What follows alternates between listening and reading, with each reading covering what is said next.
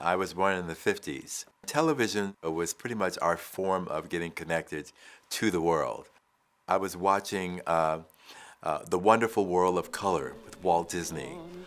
There is a character by the name of Tinkerbell who would come out with a wand in her hand and change the black and white into color by just wanding and turning everything in color. And it made me feel really good, and I thought to myself, I want to do that.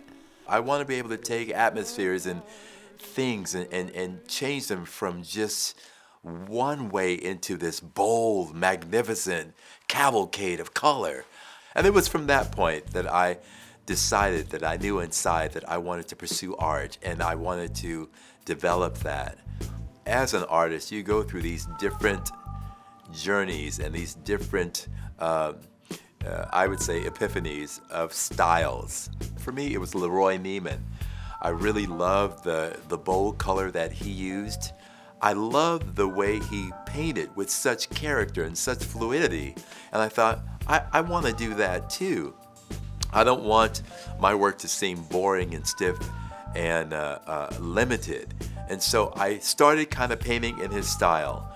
As I continued doing my work, I decided there's already a Leroy Neiman. I want a name for myself, and I've got to give my artwork its own style and name. And I thought, you know what thing, I'm going to call my work Color Expressionism, because I love using color, but at the same time, I wanted it to be expressive and reach out and connect with the audience, that they could kind of either see themselves or have a dialogue with the work that I create. One of my latest inspirations happens to be an iconic image that I've seen growing up, and it was basically the Morton Salt Girl on my table. So many people have seen that image of the Morton Salt Girl with the umbrella, but at the same time, when I saw that image, in the back of my mind, I always thought, well, hey, there's salt on the table, and then there's pepper too.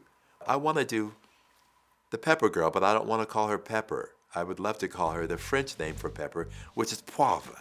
And I took pieces of a 1950s magazine. I did the whole sketch of the same composition of a girl holding an umbrella in the rain, and used the different pieces of the 1950s magazine under her umbrella, which would, for me, it was speaking to the lack of inclusion of people of color in the 1950s.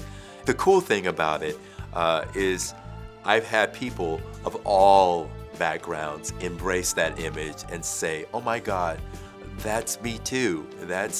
I feel the same thing you felt. I like the fact that I'm in a community of artists that I can get a chance to connect with, and having them right here. And I really want the rest of San Francisco to know that we exist, and have them come and experience the same thing to do as well, to be inspired to take up this journey as well.